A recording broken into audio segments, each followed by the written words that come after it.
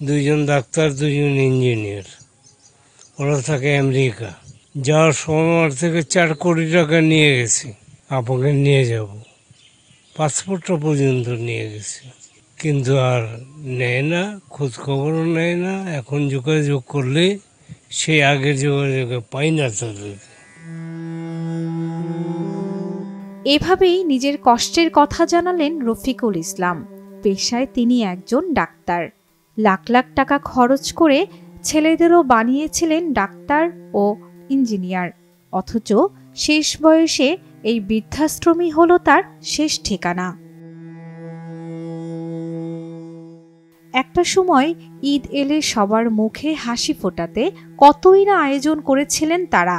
যাদের জন্য এত কিছু, সেই তারাই এখন কোনো খোঁজ নেন না বৃদ্ধ বাবা মায়ের। তবুও বুকে চাপা কষ্ট নিয়ে বলছেন ভালো আছেন তারা। আমি চাকরি করতাম কোম্পানিতে, তো আমার টাকার কি অভাব ছিল? শহর আবার এরকম 6টা বিল্ডিং বানিয়েছি, তাই আমি এখন এখানে 3 বেলা খাওয়া, এবং ওনারা যে পাঞ্জাবিটা দিয়েছে আমি আনিনি, দেখে রাজকীয় ব্যাপার।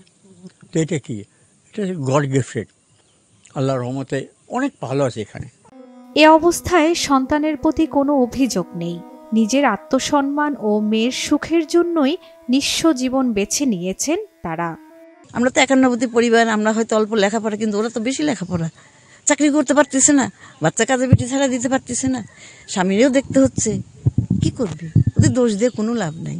মেয়ে দেখে থাকতে না, তারারই তো চলে না সংসার, উল্লাফান বাচ্চা কাচ্চা লইয়া, বাসা বাড়িতে বুঝো না, অনেক ঝামেলা। এর লেগে এখন আমারে কই রাখবো, এই জন্য মারে দেখেছে।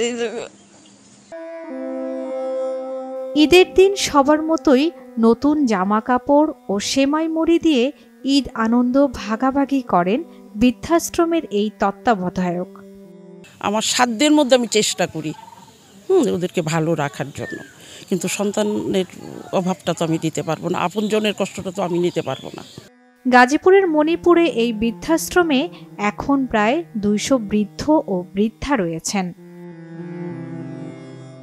শর্মিলা কেয়া, বাংলা ভিশন, নিউজ ডেস্ক।